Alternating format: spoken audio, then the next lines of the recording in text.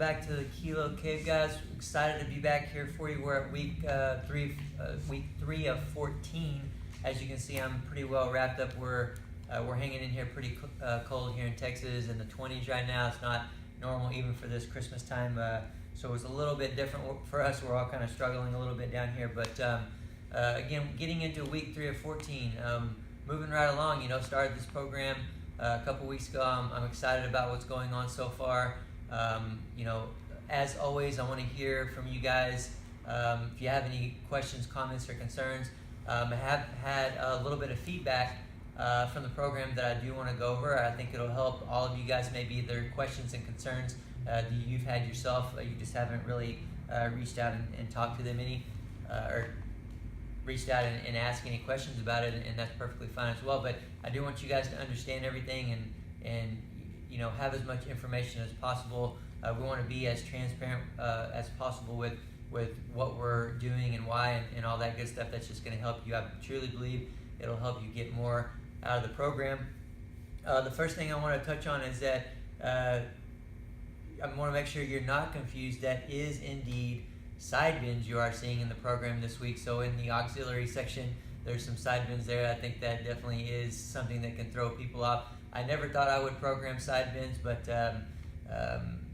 I can't think of anything other than the Sir Mix-a-Lot song when I think about that. But anytime we do them in class here at CrossFit Syntax, we basically have to not look at each other. So make sure that you're doing them alone or whatever you need to do to get in them. But they will light you up. They are beneficial, obviously. Part of me putting it in to our classes is for my amusement, but they are beneficial. So get those in, whether you have to do them in front of somebody or not.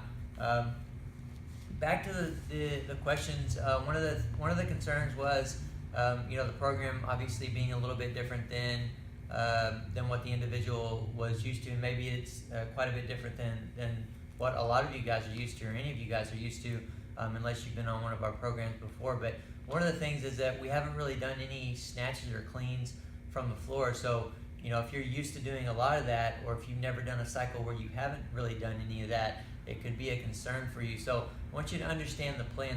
The plan and purpose in that is to kind of get you away from it. Notice you are doing a lot of or some clean deadlifts from the floor. Obviously, if you're getting in the extra credit day, you're doing some snatch deadlifts from the floor, and you're working that range of motion. We're focusing on some mobility and positional type stuff for you guys. And remember too that the goal of the Masters program is to really attack and address and focus on what we feel is most in need for most athletes in this age category being anywhere from 35 on up, even some that are a little bit younger that may be in the same time crunch situations and stuff like that. But the average master lifter, from what we are seeing, needs a little bit more focus on mobility and just positional strength. Movement tends to be there for the most part. A lot of master lifters have been lifting for a while, and so they know how to they know the technique, they know how to move and stuff like that. At the same time, if you're an athlete that's newer to the sport and you're on this program and you are a master lifter but you're still newer to the sport, setting up the program in this way is going to benefit both of those individuals. It's going to benefit the one that's still learning because it's going to help you learn the technique from the way that we're programming, from the exercises that we're doing, that we're going to be progressing through. Or starting with hip power snatch, for example. Molding that into a squat snatch, molding that down the leg as we're trying to improve mobility and position by working snatch and clean deadlifts from the floor and that kind of thing. If you already know your technique, you're not going to forget it. Like if you've been a lifter for many years, and especially if your technique was pretty good already, whether it was or it wasn't, you are not going to forget how to snatch and clean from the floor. And by stepping back a little bit and trying to perfect these positions, refine these positions with partial movements, partial range of motion, it's just going to help you clean it up a little bit more. It's going to help you be help you be solid. So the program being set up in this way absolutely can and will benefit, really anybody at any level, but those two specific categories that we're going to be seeing. In any case, guys, you're going to start to slowly see more snatches and cleans from the floor. Again, like I mentioned already, we're going to be building from, kind of the top down, keeping the lift slower from the floor, and then progress up, starting to put it together. You're going to see a little bit of that even in this week, putting it together a little bit more, all the way into, as we get closer and closer to the competition, you guys will be doing, at least one regular snatch per week and at least one regular clean per week, clean and jerk together, most likely to take you into the competition. But remember, biggest thing is we're slowly putting it together. Bear with me for a couple more weeks and you'll start to see those changes. You'll start to see those inch in a little bit more. Obviously you guys are on the program, so you're trusting it right now, you're believing in it, but keep the faith in it. Again, if it's not something that you've ever done before, give it a try. See how it goes for you. I'm confident that you'll find and feel a lot of benefit in it. All right. One other thing that I wanted to mention is that throwing lots of variety in specifically front rack stretches for you. So you have the front rack PVC side stretch, the number 2 PVC stretch. So make sure you are watching those videos, you understand the differences, and you're doing them correctly. We're doing the PVC elbow touches. So just lots of variety, and there's variety on a lot of other things that we're doing as well. Some overhead variety as well. So you have the wrist glides that you guys have been doing. Another, I think, new one for this week is going to be the elbow extension. So helping with lockout, you've had the overhead plate stretch.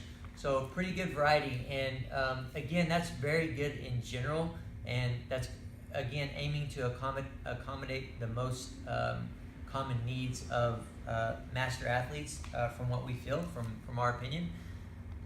But if you find that any one of those are more meaningful to you, then throw it in.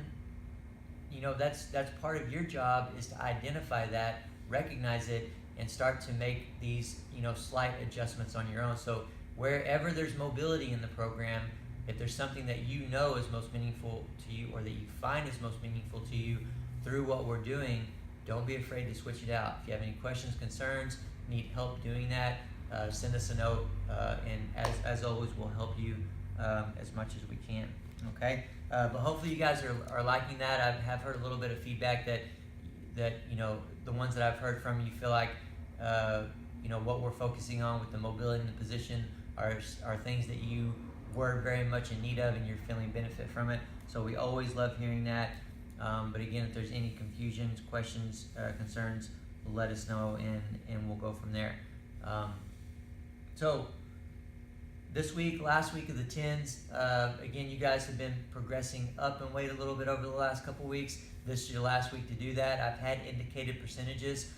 This week on day 1, there's one indicated percentage just to get you started for their first set of 10, help you warm up, get a feel for it. That second set, I want you to go ahead and jump up to what your goal weight is for the day.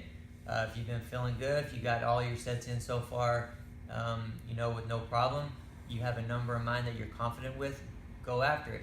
We want you to have something on the bar that you can make 10 with, but we want you to be pushed at the same time. Same thing on the single reps with the tempo. There's, again, a percentage indicated on the first one, but we're trying to progress you up through the next 2 sets on those tempo sets, those 10-second holds, and that's going to be on the back squat day on day 1, and then you'll also have that on the alternating between back squat and front squat on the second day of the squat, so I believe that's day 3. Don't be afraid to go after it. At the same time, if you know that you're struggling, range of motion wise, and maybe your quality is not there in that bottom position, don't be afraid to stay back and weight, stay lower in weight. I've mentioned before, elevate your heels if you need to in those pause positions to keep the weight lower, and you'll get more out of it overall. But this is the last week of that before we change into a different squat program. So if you're able, if you're feeling good, go after it, have a little bit of fun with it. All right. Other than that, that's going to be it for the week, guys. It is, Christmas time. It's here already. Always comes really, really quick. I know some of you guys may be traveling towards the end of the week, maybe a little bit busy. Hopefully, again, we have the base 3 days. If you've been getting an extra credit, for example, if you need to just stick with the 3 days this week, perfectly fine. Do what you got to do. We don't want to take away from any family time. At the same time, I know you guys are very dedicated, so absolutely, if there's anything that we can do to help you get it in, if you have any questions, you need any recommendations on how you can adjust it with your travel or whatever we can do to help, just let us know.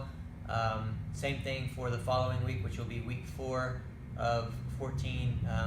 That Monday could be a travel day for a lot of you guys, with Christmas being on Sunday.